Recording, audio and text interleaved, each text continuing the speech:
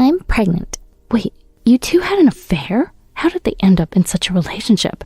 There's nothing to be done about it. We fell in love. What I'm trying to say is, the infertile, good-for-nothing one should leave. I'm gonna build a happy home with Liz, so you go lead your lonely life with Mom. Now get out quick. Yes, I'll leave, but remember, you're leaving too. My name is Sophie, a 32-year-old housewife. I've been married to Chester for 5 years. We met at a party. I was invited just to make up the numbers, but as I sat next to him and we talked, we hit it off and started seeing each other. After several dates, he confessed his feelings and we started dating. Conversations with him were always enjoyable. I'm introverted, not very proactive in love. I wasn't the type to get a lot of attention. It had been a while since I had a boyfriend, so this was my first romance in years. He adjusted to my pace, treating me kindly.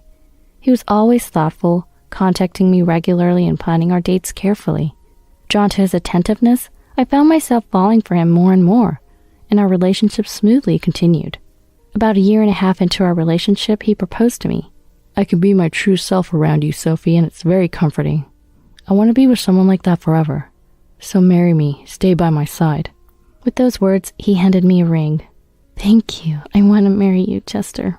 We then held a family meeting and held our wedding. Afterwards, we went on our honeymoon and started living together upon returning. I want you to be a housewife after we're married. I quit my job and became a housewife. Since then, I've been diligently doing housework. I did the cleaning and laundry thoroughly and cooked elaborate meals every day, waiting for Chester's return. Sophie, your cooking's always delicious. I look forward to coming home. Thank you. Yeah, that's totally fine. Thank you for working hard and supporting us. We continue to express our gratitude to each other, living our days full of love. Even after our marriage, Chester remained kind and cherished me deeply. Our married life was incredibly fun and happy. Time flew by and 3 years had passed. However, we had one major concern as a couple. We were struggling to have children. We'd always wanted kids and tried hard, but there seemed to be no sign of it happening. Chester would say, "Let's just wait for it to happen naturally." But after 3 years with no success, it was understandably upsetting. I had fertility tests done just in case, and they showed no issues. Chester was reluctant to get tested at first, but I don't want to be left with lingering doubts, I said, and eventually he agreed to the tests. But there were no problems with Chester either, leaving us perplexed as to why we couldn't conceive. We were still in our early 30s, though, so we believed there was still hope. That was when something unsettling happened to me. It was a call from my sister Liz. Sophie, long time no see. How have you been? Liz, what's up? Oh, come on. Such a gloomy response to a call from your sister after so long. Well, you haven't been in touch for ages. The number she called from was unknown to me. She must have changed her number. Liz has always been incredibly selfish, spoiled, and unmanageable since we were kids. It was tough for our parents. During her high school years, she was particularly rebellious, frequently going out at night and causing our mom a lot of trouble. As soon as she graduated high school, she left home. Mom and I tried to contact her many times, but it's fine, she'd say, never revealing her whereabouts. After persistent questioning, she finally admitted she was making a living through night work. Our dad had passed away when we were young, and Mom raised both me and Liz. I helped with household chores and took care of Liz to lessen Mom's burden, so I always saw Liz somewhat like a child I was responsible for. But to Liz, all that seemed more like a nuisance. When Liz was in high school, she would mock me. Sophie, you're just so plain, always staying home instead of hanging out with friends, and no sign of a boyfriend either. I'm nothing like you. I wouldn't want to introduce you to my friends. Why would you say something like that? Sophie, you think you're a good sister just because you worry about me, don't you? You hypocrite. I can't believe... Liz was really unpleasant back then, her words harsh and hurtful. Since then, I've had a hard time dealing with Liz. After leaving home, Liz would occasionally show up at our parents' house every few years, always asking Mom for money. Mom, feeling sorry for her struggling life, had been giving her money, but recently she stopped indulging her. That must be why Liz contacted me. I had no intention of giving her money, but then Chester approached me. Sophie? Oh, sorry, were you on the phone? Chester looked apologetic, but Liz heard his voice. I want to meet your husband. Well, that's a bit... Why? I want to meet your husband. Liz was shouting like that. It seemed Chester could hear too. I forcibly hung up the phone. If you finally got in touch with Liz, why not meet her? Chester said. Refusing would make me look bad, so reluctantly I arranged for the three of us to meet. On the day of, Liz exclaimed, "Wow, this is your husband?" She looked at Chester with interest and bombarded him with questions. Chester answered each one politely, and surprisingly, they got along well. Though I didn't want much to do with Liz, I was happy to see Chester getting along with my family, but I never imagined that this would lead to such an incident. After that, Liz started visiting our house regularly. She no longer said awful things to me like before, but I was unsure when she might start asking for money or become rude again. In the midst of this, I heard that Mom had developed mobility issues and needed regular medical visits. I wanted to go back home for a while to see Mom and decide on future arrangements, but that meant I couldn't do the housework. Would Chester be okay with it?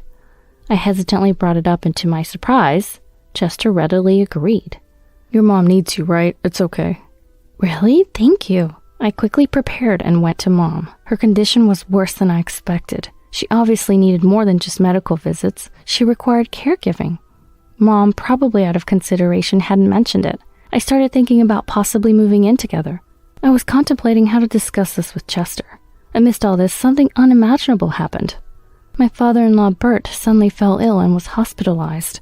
Chester called me out of the blue and I rushed to the hospital. Bert had suffered a stroke and would be hospitalized for a while. While taking care of Mom, I also visited Bert in the hospital. Sophie, I feel bad for making you do all this. No, it's fine.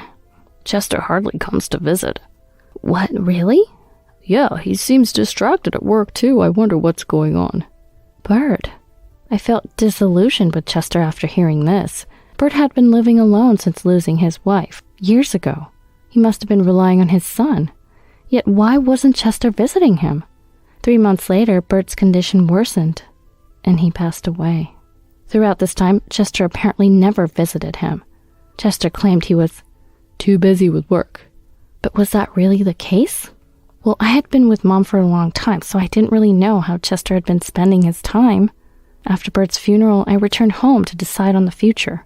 I was worried about Mom, so I wanted to live with her in her house, or in our house with Chester if possible. I planned to go home soon to discuss this. That's when Liz suddenly called me. Hello? Liz, what's up?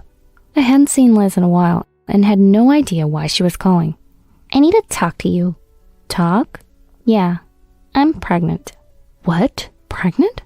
Liz wasn't married. I didn't even know she was seeing someone. You've been seeing someone? Yeah, you'd be surprised to know who the dad is. Who is it? It's Chester. Chester?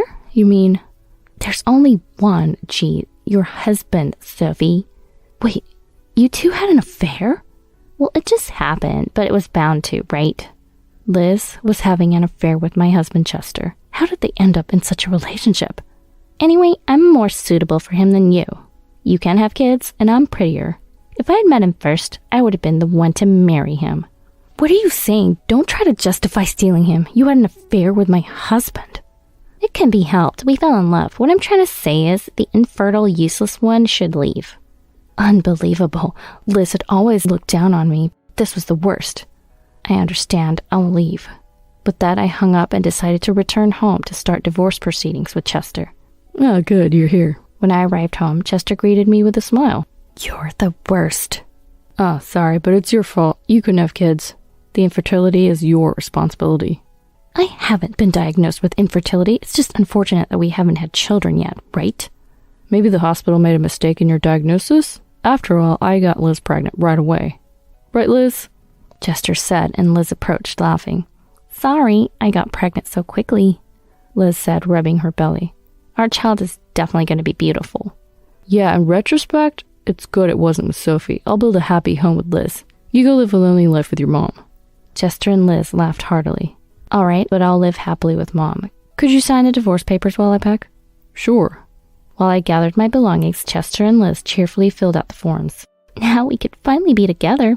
Yeah, we'll truly be husband and wife. I'm so happy. Let's celebrate with a trip.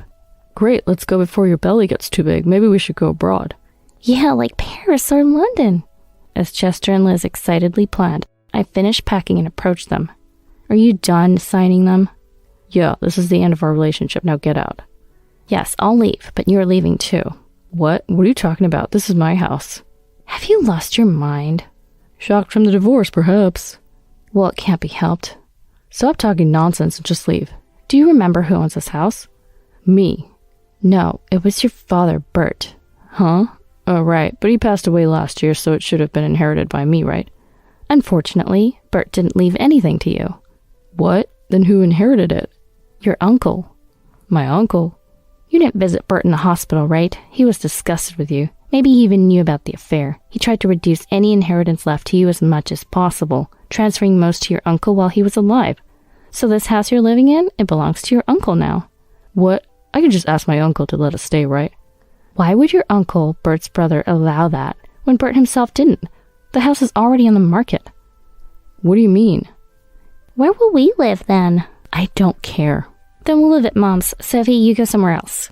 What are you saying? That's not acceptable. Mom cut ties with you. Besides, you did nothing for her when she was ill. Well, I felt awkward returning. If you really cared about a parent, you'd visit regardless, or at least contact them, right? You clearly don't care about Mom. You just want a place to stay. That's not true. Well, Mom said she doesn't want to see your face anymore. What? All right, please leave quickly. I said that and left the house. Chester and Liz were frozen with pale faces. After that, I submitted the divorce papers to the courthouse and returned to my parents' house. Then I hired a lawyer and demanded compensation from Chester and Liz. I sent a certified mail to Chester's workplace, ensuring that if he failed to pay, his wages would be garnished. This way, I was sure to receive the compensation. I moved to a new house with Mom. Our family home had many steps, and the stairs to the second floor were steep, making it hard for Mom to live there. So we decided to move to a handicap-friendly apartment. I anticipated that Liz and Chester might suddenly come and try to take over the family home. Therefore, I had the house razed to the ground in advance and turned it into a...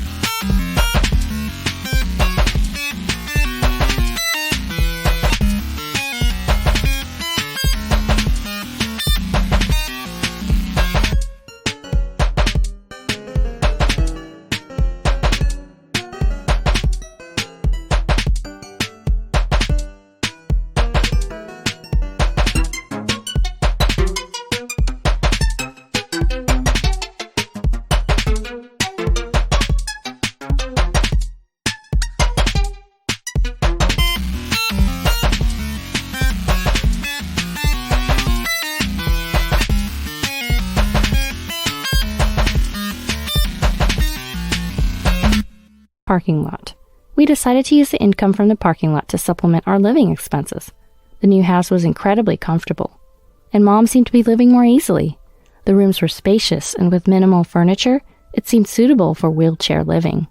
Also, I successfully found a job. Now I'm happily working and earning a good income.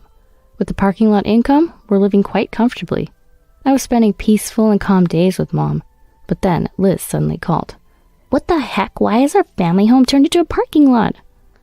Oh, you went to the house? I thought you'd eventually come crawling back to our family home in desperation. So, Mom and I took care of it in advance. If the house was still there, you would definitely come, but now, there's nothing you can do. What? Stop taking the easy way out and start living on your own. Oh, but maybe you can't do that. What? Don't underestimate me. I can do it if I try. Then try hard. You're going to be a mom. To be honest, a child born to you and that man is unfortunate. What? I can't imagine you two, selfish as you are, properly raising a child. Don't neglect him or her. that would be the end of you as a person. Don't insult me, I wouldn't do that. Well, I wouldn't put it past you. You're a slacker. Shut up, just watch. I'll prove I can raise a child properly. Good, do your best. It's none of your business. Enough. Liz hung up after saying that. With her immense pride, she'll probably take parenting seriously now. The child's innocent and deserves to be raised with care. With these thoughts, I continued my daily life with Mom. A year later, I heard that Liz broke up with Chester. Even after marriage, Chester didn't work properly and he wasn't cooperative in parenting, so she decided it was pointless to stay with him. Now she's working night jobs and using a nanny to support herself and raise the child alone. I'm taking care of my child properly. I love my child and I'm not like what you said. My daughter says she loves me and it's so cute and makes me happy. Just wanted to let you know that. One day, Liz suddenly called to say this and then quickly hung up, straightforward. It's good if Liz has genuinely changed and is raising her child well. As for Chester, he's divorced again and has been abandoned by his parents, living a freelancer's life. Apparently, he's spending his days alone, and most of his earnings go towards child support, leading to a poor lifestyle. That's on Chester. It's his responsibility. Meanwhile, I started dating someone I met at work. After a year of dating, we decided to get married. He agreed to live with Mom and I, and now the three of us are living very happily together. I look forward to creating many more memories with Mom and my husband.